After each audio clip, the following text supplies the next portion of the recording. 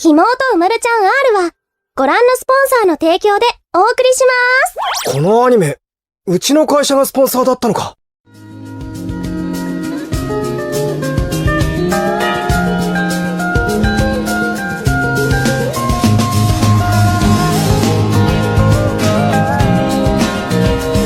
Hey guys, welcome back to my YouTube channel.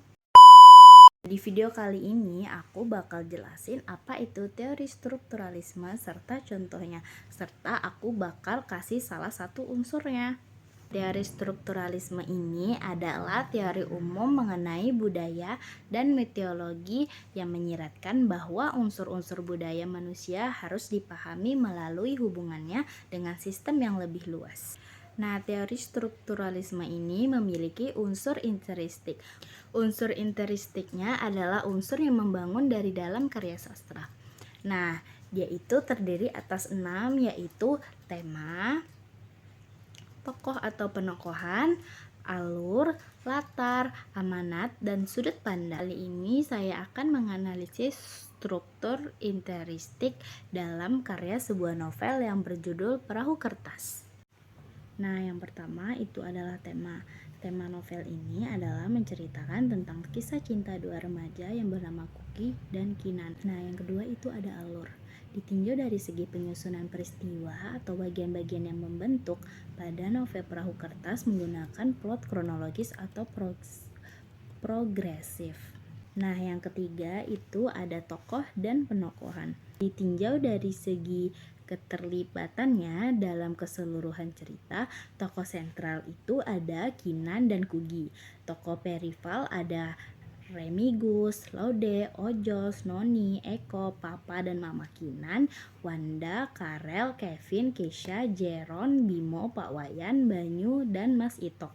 Berdasarkan watak atau karakternya, tokoh sederhana atau simple atau flat karakter itu ada di Kinan dan Kugi. Nah, selanjutnya itu ada latar tempat, waktu, dan sosial. Nah, latarnya itu ada di Amsterdam, Jakarta, Bali, Bandung, dan rumah Kinan. Sedangkan latar tempat itu ada di rumah Kugi, kosan Kinan, kosan Kugi, rumah Karel, dan latar waktu itu ada di sekolah alit. Serta latar sosial itu ada di Sabtu pagi, matahari yang terik, sore, malam, atau latar sosial rendah dalam kurung anak-anak sekolah alit, atau latar sosial menengah Kugi dan Eko, serta latar sosial tinggi Kinan dan Wanda. Nah, gaya penulisan di novel ini adalah gaya bertabur metafora.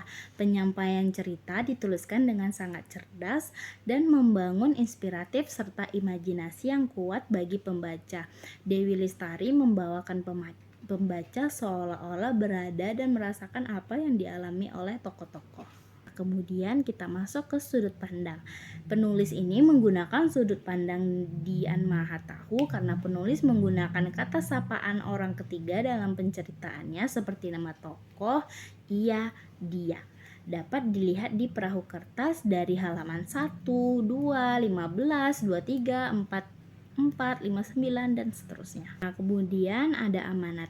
Amanat yang terdapat dalam novel ini, yang pertama itu jangan terpuruk dengan masa lalu.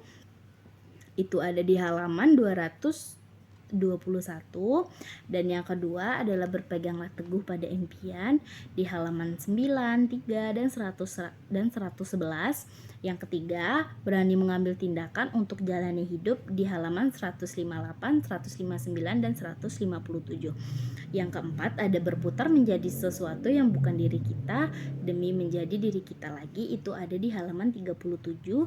Yang kelima, berusaha untuk menjadi diri sendiri, itu ada di halaman 113.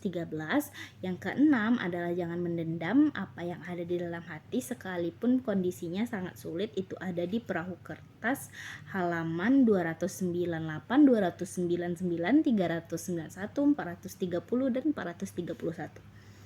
Yang ketujuh itu merelakan orang yang dicintai untuk bahagia, itu ada di halaman 427, 430 dan 298. Yang kedelapan itu adalah mencarilah orang yang tidak perlu meminta tapi rela memberikan, itu ada di halaman 363. Yang kesembilan itu hati tidak bisa dibohongi, ada di halaman 391. Yang ke-10 ada mencoba untuk hidup mandiri lebih baik dibandingkan selalu bergantung pada orang lain, itu ada di halaman 38. Jangan memaksakan kehendak anak, itu ada di halaman 419 dan 420. Jangan memaksa, dan selanjutnya ada jangan pernah merendahkan diri dengan meminta-minta agar seseorang mampu mencintai kita seperti apa yang kita inginkan, itu ada di halaman 419 dan 420. Dan yang terakhir itu adalah jangan pernah menghilangkan kepercayaan orang lain, itu ada di halaman 181. Nah, kemudian ada unsur interistik nilai sosial, yaitu mencakup kebutuhan hidup bersama, kasih sayang, kepercayaan, tanggung jawab, pengakuan, dan nilai penghargaan.